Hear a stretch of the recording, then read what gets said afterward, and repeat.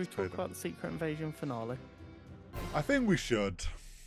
I've got a feeling, I don't know how you feel, I've got a feeling that this episode could get very anti-Disney quite quickly. Yeah, I don't know if I would probably get as harsh as maybe you might them, but I'm going to start with my criticisms, and then we'll get into the bits that I liked. okay. These criticisms are just to the finale. Up until the finale, this show has been spectacular. Problem one. On Disney Plus, this episode was 37 minutes long. That's credits. too short. I checked. In the first 5 minutes, you only get about 30 seconds of actual show, and that is all just Fury on the phone to his wife. Adds nothing. And then you've got 5 minutes credits at the end. That's 10 minutes out of the 37 minutes. You've got 27 minutes of actual show. Even if they had the full 37 minutes, I think they would have run into the issue we were concerned about pacing in the finale. They really suffered from it. It honestly felt so fast. And like felt like events happened quick. But like some events happened quicker than others. It was very weird pacing. Like some things worked fine. There was like, okay, that felt fine. But then it's like at that we lost, like they kind of sacrificed other things and sped up other things. And it's like, I don't get, I mean, my one thought is like, I feel like it was a budget thing for this finale because of how much. The show had $212 million budget. Yeah, and it's all gone in Bob Iger's pocket. Excuse.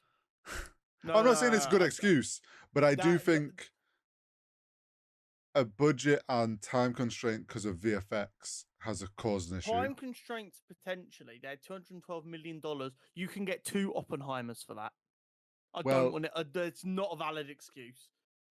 Unless you're Disney, because 50% of that's going in Bob Iger's pocket. It's but yeah, pacing was an issue for sure. The CGI throughout the show has been very good. It has. Until this episode.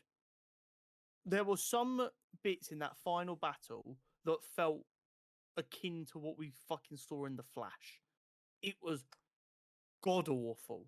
Drax's arm, where Gaia's like showing off all her powers, dreadful. So, yeah, okay. So here's my thought. It's not. I wouldn't say it was dreadful. I think the VFX quality was still there. I think the issue it had was Drax's arm is one of them. They hit Uncanny Valley too often because of what they were trying to do with like the different body parts. And Drax's arm was one because it was like it proportionally just didn't work with Gaia's body, like her physique. And it's like things like that, although the effect of it changing looked great, looked amazing, good up there, just the choice of doing that, it just looked there was too many instances of different body parts looked weird in Uncanny Valley, which I think 100%. Is why it then felt worse in this finale than other times. But here's the thing, it's all well and good to sit here and go, oh, but the CGI itself wasn't bad, it's just Uncanny Valley. But Uncanny Valley is a problem. Oh, no, it's definitely a problem. And someone should go, this is a bit Uncanny Valley, maybe we need to find a different way of doing this. There was also like, so staying on that fight, I feel like there was wasted money in some choices. Because like at the end of the day, every VFX shot in that fight sequence is expensive. There is one where Garrix kicks Gaia and they make him have a Hulk leg. And it's like, okay, you've done that for the kind of just the joke of him having a Hulk leg, or like matching it with the way he kicks. I guess the logic was they have all these powers. We need to show the viewer what power they're using in that moment. And I get that to an extent. I do. However, it looks like shit. So run it back, find a different way to do it. The other big issue I have, huge, ginormous issue. I promise you, when they were filming that final battle, the actor who plays Gravix and Amelia Clark were not on set ever at the same time when they were doing that final battle. Because after the superpowers, when they power up the reactor, Gravix is in scroll form for the rest of the episode, and that is because the actor isn't there after that at all. Probably it was probably a stunt. And I think that makes it even weirder when you have one person in like scroll form, and then they're getting their appendages. That's one thing, and then you've got just Amelia Clark. I do think that was it. I think the reason Amelia Clark looked more Uncanny Valley is because you were getting the mix of human with weird alien body parts. Gravix worked better because one, his stature's bigger anyway, and then it's like, okay, we're watching an alien transform into other alien parts. Like, it's not that weird. It's yeah, it was weird. I think they could have like they tried to show like they doubled up on like Gravix did like a Korg rock arm, and then Amelia Clark also did. Gaia also did that, and it's like, well, why not give like Gaia make use of powers that look like play into she. Well, she used some powers that Gravix didn't, like the ghost abilities and Mantis, because I think in a way showing that Gravix just knows how to use pure strength, and Gaia has a bit more like nous about her. They could have lent into that more, and it still showcases the full range of all the powers that they've got. We know they both have the same set. It's just like we then see a more range of like how they're used, and I think we would have got less Uncanny Valley. Yeah, but there is also another gaping issue I have with the final battle. Go on. Choreography shit. In fact, it's not even shit. It's non-existent. There was something I learned a very long time ago when it comes to action sequences, because like it took for so long I couldn't work out why I liked certain ones and not other ones, and then I realized what it was. It's the hard cuts. If you watch a John Wick, Netflix's Daredevil, a lot of the Star Wars stuff, or a lot of the really good Star Wars stuff, there's not many cuts. They've got these long shots that show you a lot, which is why like that Daredevil hallway scene is so iconic. This like, do you actually see like more than 3 punches land? So because it's just cutting so much, you just get this flurry of color and shit, and you don't really get to see anything. From like so I've watched a lot of Corridor Digital stunt actors react, and they always say when there's a lot of cuts, it's because they're hiding stuff or they don't have enough footage. Also, a big issue is like flipping which way round people are. And if it's not done in a like an actual like you see the change, it's jarring.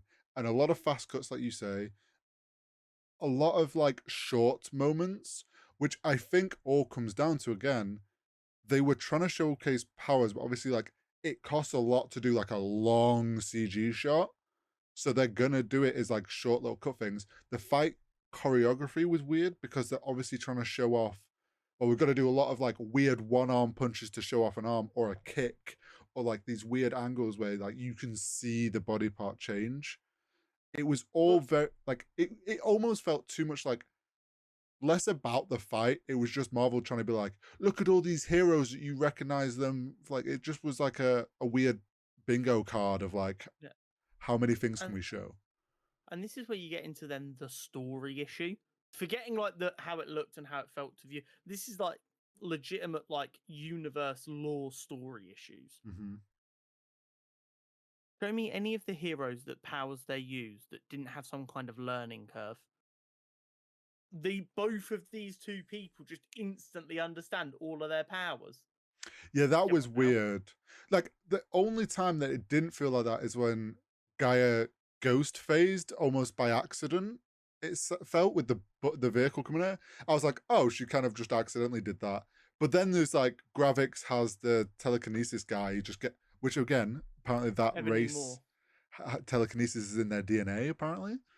And he just was like got a singular arm and he can just do it. And it's like, well, okay, that's the thing with the Drax arm as well. Are they not tattoos? How does she have his tattoos? Yeah, there's a lot of questionable stuff. And now also in this, like them learning it, I saw a lot of people, so this is where I disagree with what the public are saying. Is like everyone's like, where was Ghost in Endgame? Where was this? Like these people weren't in Endgame. I think people have misunderstood the harvest I because, think I, I think the problem is Fury said in the battle for Earth, which everyone took to mean well, yeah, that's when the he talked fight at about the end like of Carol Endgame. Danvers and stuff, but like Yeah, he also mentioned that like it was an initiative to collect all superheroes' blood. And I think people have got so hooked up on the end game is where they got it from, but it's like no, they Fury's been collecting this from everywhere. yeah. So like I that's not the issue I have. The issue I have is you create this person who, based on the skill they've shown to use all these abilities she already is and the a powers you've fucking given god them, now. who's even getting close to her? Yeah, this is like because in the comics, right, Super Skrulls have like one power to match the Yes, person they're replacing. yes. Like she can literally be every single superhero. Unless the only way she's getting beaten is by someone we haven't met yet because she can't have their powers. But even then, she's got fucking Thor, Hulk, Carol Danvers. Who the fuck else do you need other than them three? Let's be honest. The only thing that I could think could maybe stop her would be like a celestial, Yes, and I'm but like, do they care? are they gonna come back to Earth again? Do Probably they not. care enough? We stopped them once. Yeah, it's. I think their way of dealing with that now is she's gonna just disappear and only show up on rare occasions because they know they've created like this. It's like it's the reason that Captain Marvel, like we only got her revealed before Endgame because if they did it, if she just showed up and they didn't explain where she'd gone, everyone would have been like, "Wait, so there's this super powerful fucking person that hasn't been able to help Earth this whole time?" Now we've got this. Everyone's gonna be like, if there's an issue, it's like, why not get Gaia? Why are we risking the 16-year-old boy who can stick to walls? Yeah, why not call Gaia? Like, why do we need Why? this? Yeah. Why are we asking the Wakandan teenager who has some really cool technology? Why are we asking the poor girl from Chicago who's built bootleg Iron Man armor? Mm, Why are we it's asking the veteran who got given a shield and has no superpowers whatsoever but has yeah, some wings? that's the other thing. Everyone's like so another kind of leans into this just feels like them trying to hit a bingo card of like as many heroes as they could. The way they were listed off was so inconsistent because we got like four Odinson, so we know which one it is, but then you get like Captain America, and it's like, well, is that Steve Rogers or is that Anthony Mackie's Captain America? Because then that's kind of useless, his blood. Like Black Panther, I mean, that's again could be technically anyone because Black Panther's But passed around. but we also know that T'Challa had like a very bad illness right there. Have they just given her? And yeah, and then there's the other thing of just like the old adage of maybe the reason that aliens and humans won't ever interact is we might have a bacteria that to us we don't even notice, but to an alien species would wipe them out in about 3 minutes. I just, I never want to be that guy who sits here and goes, oh, OP character dumb, or why they make girl powerful. But there is some big fucking plot holes here. Well, And it's just not going to add up, and they've made more problems OP for characters themselves. are fine, but like this is past OP to the point where like you've just put yourself in a corner now of like everyone, whether like it makes sense or not. It's like everyone's just gonna be like, why is anyone else dealing with? So they're gonna end up coming up with some reason that like Gaia leaves Earth. I guarantee it because or like they're gonna kill her somehow. Yeah. Do you know what I would have rather them done? A lot of this show stays the same. You make Gravix a good guy. a good guy, Mm. Okay. and you make it a small rebellion that they're trying to stomp out early, Mm-hmm. and make it a lot more spy based of who's who can we actually trust, not actually rebels and actually Fury's team. Um, and then at the end, Gravix starts to agree with the rebels. He kills Fury, takes his place, and then we spend the next 3 phases wondering, shit, have they been replaced? Have they been replaced? And that is the actual invasion part of it. We go into this expecting this to be the invasion, but actually, this is Fury stomping out the start of a rebellion. Mm. And actually, that spirals into a bigger one. So we're left with Gravix taking Fury's role. And then all of a sudden, you're like, oh shit. That would have been better. Yeah, I think you're right. If they'd ended it in a way that, like, do you know what you could have done? You could have had like none of the Rhodey reveal yet, and like ended with like a list of superheroes being shown of like who they're trying to replace, and then we only know that Rhodey's been replaced, and then like that's how it ends. It's like, well, shit, we know Rhodey's a Skrull now. Who the fuck else is a Skrull? Do you know almost what I think they were trying to do that to like hint at we still don't know who is a Skrull, and now they're going to be in hiding. The weirdest fuck final like little scene when Gaia had met up with Olivia Colman's character Sonia had recruited, and then there's like a weird random clip that's not explained. There's no like explanation to what it is, what it means, what it like, why it says that. She shows her that room of just beds with people in the Okay. pods, So and my understanding of that it's people that have is been changed. Sonya has done what Fury did back in the 90s, and she's got her team of scrolls who are out there getting info for her. Oh, see, no, I took that as Gaia knew that existed because obviously, like, the few in the pods, like, there's got to be more than just like we saw like only a few in pods.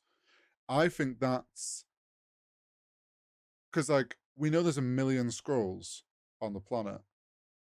Like that's all the people that have been replaced, and Gaia's showing that to Sonya, and Sonya's like, "Oh shit, how do we deal with this?" But do you know what? I Like, don't I think feel so. like I feel well. The thing is, it's like we saw that clip in the trailers, so it was like kind of led to believe that that's going to be something that's like an important factor in things. We then It's not only like we're getting a season 2. we get shown it at the end. Do you know what I think that was? That was a shot idea they wanted, got VFX and everything done for it. Then in the post production, they've shifted things around and it didn't get used. But they were like, well, we've already paid for the VFX on this. Like, we need to use it. So they've just shoved it in at the end. It felt like such a random time to give us, like, show us Yeah. that.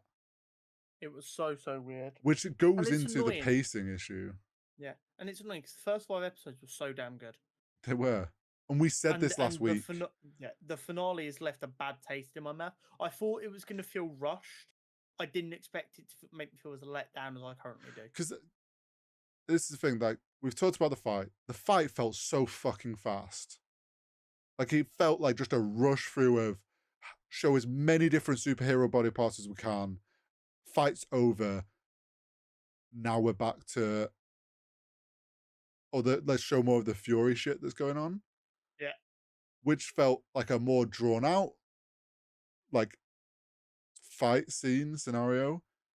The whole thing of Fury trying to get to the president felt like good pace of how that, like, those events, whereas the fight felt rushed as fuck. It's just, we said it last week, we were worried about pacing, and it again feels like if this had to be the last episode, why not just make it a longer fucking episode? Like, the first episode was a decent length. Like, yeah, I don't get it. The episodes got shorter every week. You're wasting 10 minutes of it anyway. Like, this is the thing we always used to moan about TV shows on actual TV. Yeah.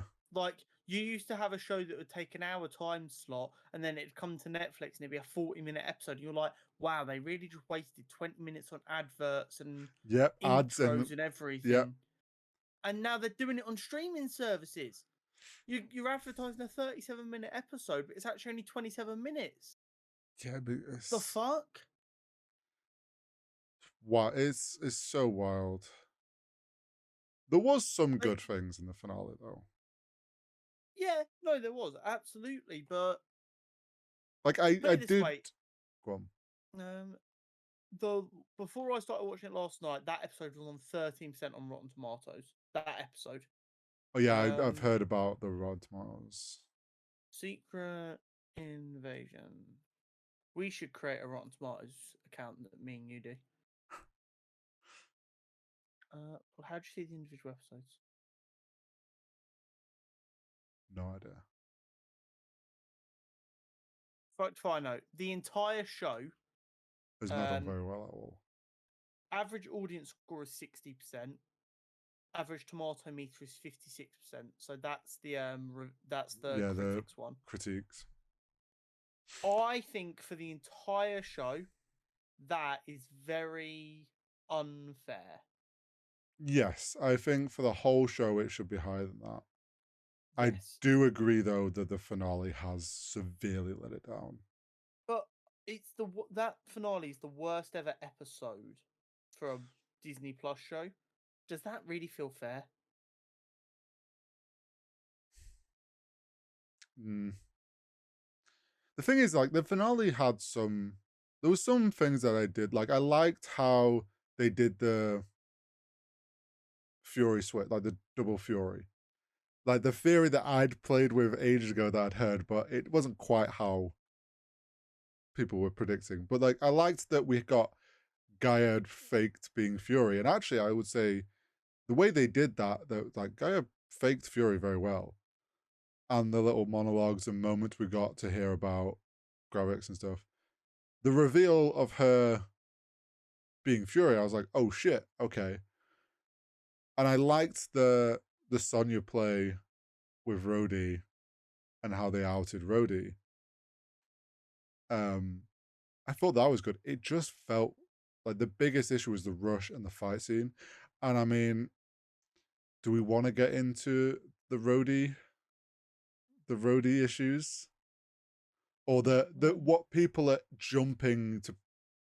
Okay, so let's talk about this. So as he's come out of the pod stasis chamber, we'll call it, pod, whatever, he's not had use of his legs, and he's in a hospital gown.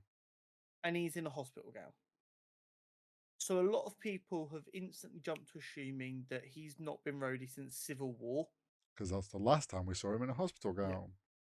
Which people have a lot of issues with, which we'll get into in a second. I don't think that's the case. It's not been officially stated it's been Civil War. I don't think it's the case. I said it would be a really cool thing for it to be Civil War. You did. And I said I reckon it'll be more like Endgame during the blip. Yeah.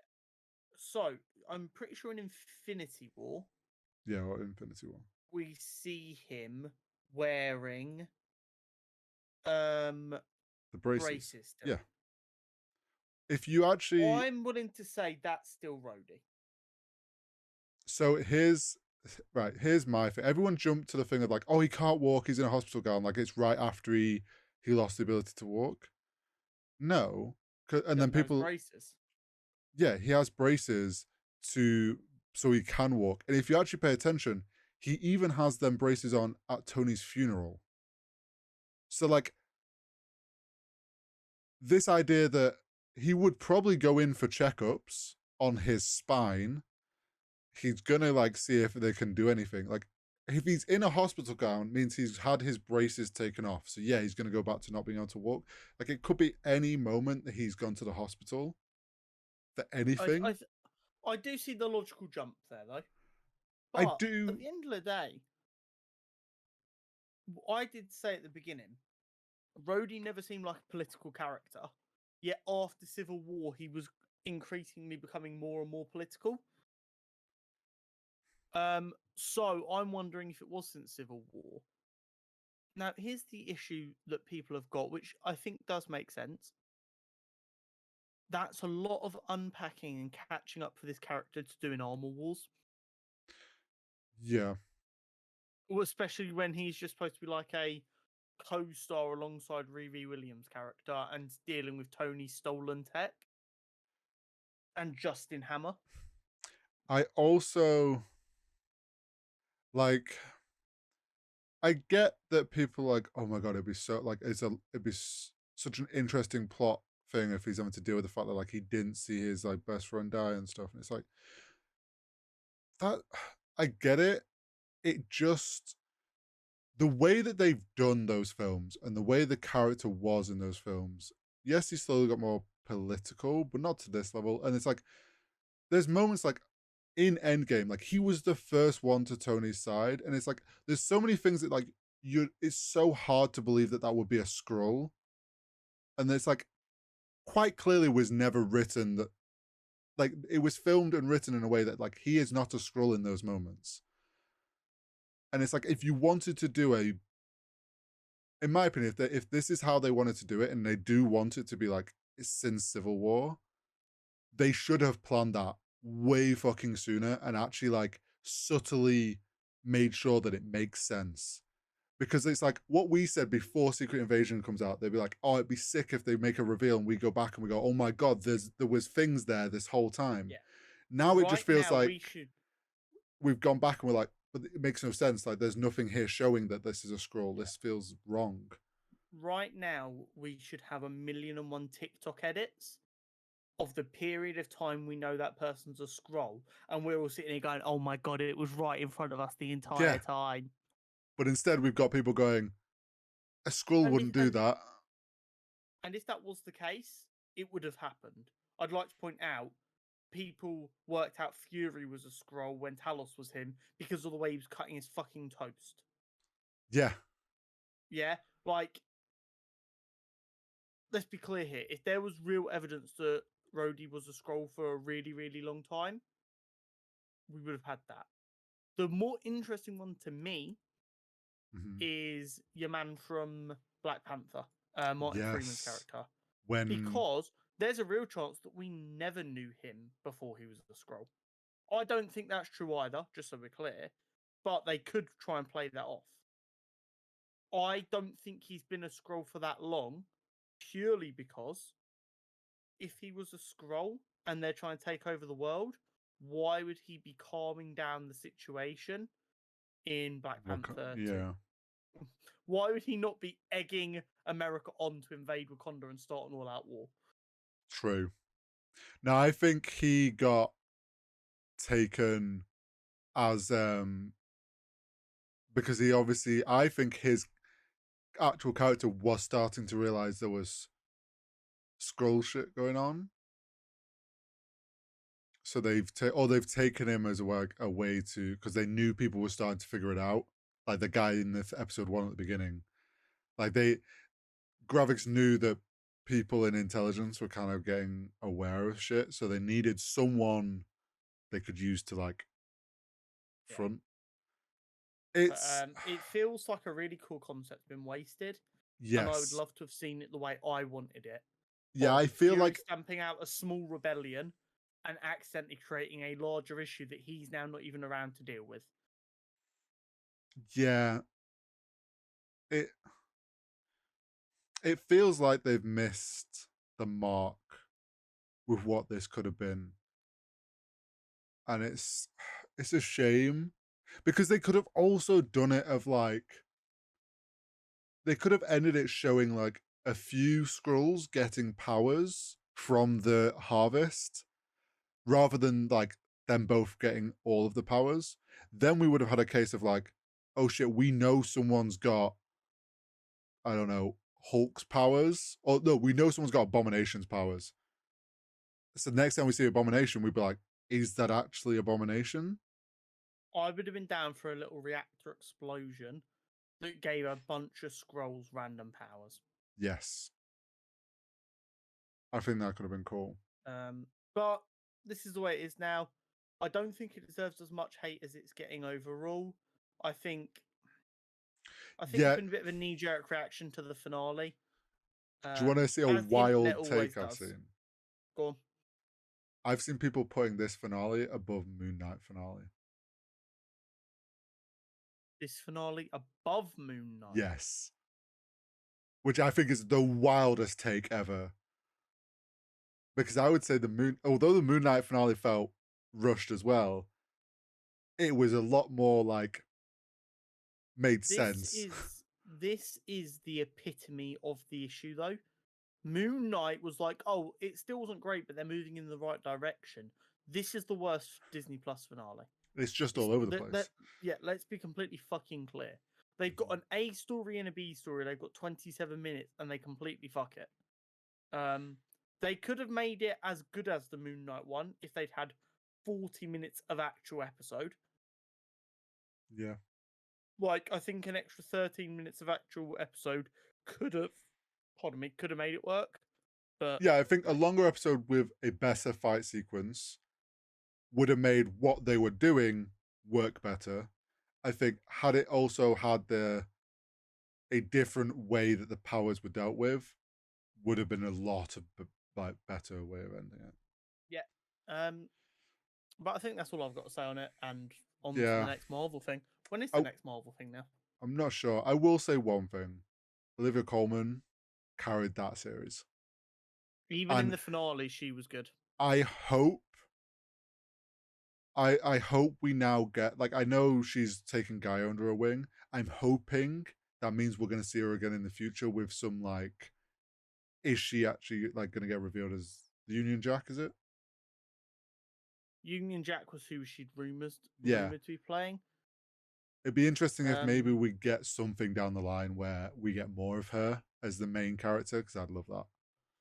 Loki season 2 is the next Marvel thing it looks like we've got, and that's beginning of October. Okay. Anyway, interesting.